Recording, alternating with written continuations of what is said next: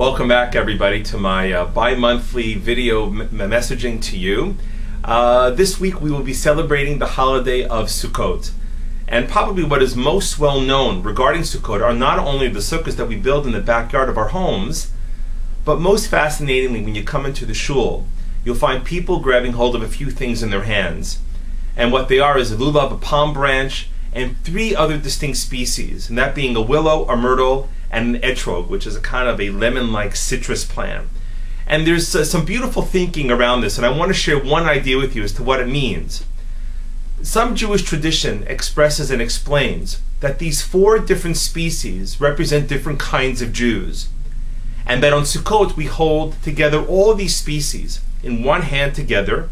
We wave it in the six directions that represent the totality of how God fills the world, and we praise God. And by extension, I guess we also praise ourselves.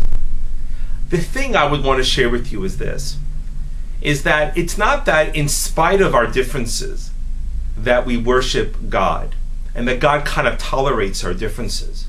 But I would suggest that specifically because of our differences, because we are not homogeneous, that God in fact blesses and praises us, which is an interesting idea about Jewish unity.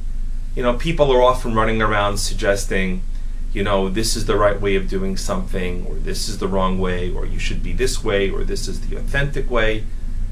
I would suggest this.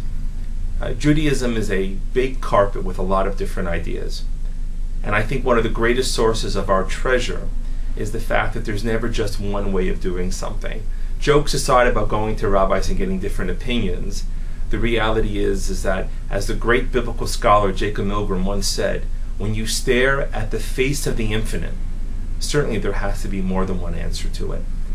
And so as we approach Sukkot with all of its beautiful trappings and surroundings, maybe there is nothing more beautiful than recognizing that the differences that make us who we are precisely the things that makes God love us. Chag Sameach.